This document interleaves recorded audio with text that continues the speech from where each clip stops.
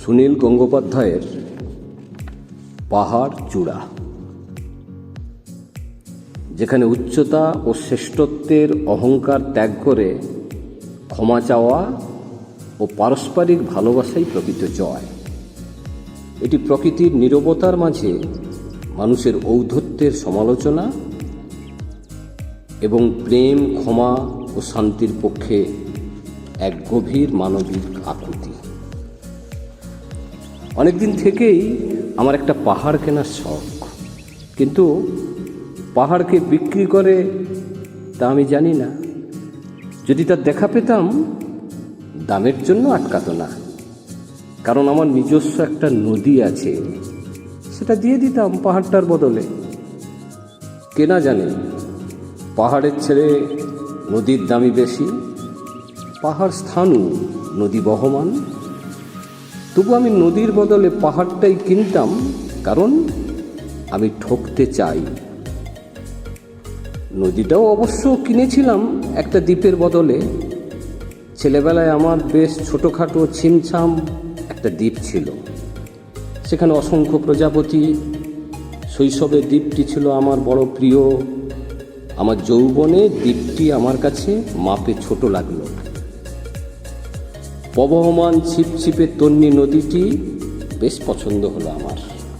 বন্ধুরা বলল, ওইটুকু একটা দ্বীপের বিনিময়ে এত বড় একটা নদী পেয়েছিস, খুব জিতেছিস তো মাইরি। তখন জয়ের আনন্দে আমি বিহ্বল হতাম। তখন সত্যিই আমি ভালোবাসতাম নদীটিকে। নদী আমার অনেক প্রশ্নের উত্তর দিত, যেমন, বলো তো আজ এখানে সন্ধেবেলা বৃষ্টি হবে কি না? সে বলতো, আজ এখানে দক্ষিণ গরম হাওয়া, শুধু একটা ছোট্ট দ্বীপে বৃষ্টি, সে কি প্রবল বৃষ্টি, যেন একটা উৎসব। আমি সেই দ্বীপে আর যেতে পারি না। সে জানতো, সবাই জানে, শৈশবে আর ফেরা যায় না। এখন আমি একটা পাহাড় কিনতে চাই। সেই পাহাড়ের পায়ের কাছে থাকবে গহন অরণ্য। আমি সেই অরণ্য পার হয়ে যাব। তারপর শুধু রুক্ষ কঠিন পাহাড়, একেবারে চূড়ায়, মাথার কাছে আকাশ, নিচে বিপুলা পৃথিবী, চরাচরে তীব্র নির্জনতা। আমার কণ্ঠস্বর সেখানে কেউ শুনতে পাবে না। আমি ঈশ্বর মানি না, তিনি আমার মাথার কাছে ঝুঁকে দাঁড়াবেন না। আমি শুধু 10 দিককে উদ্দেশ্য করে বলবো, প্রত্যেক মানুষই অহংকারী।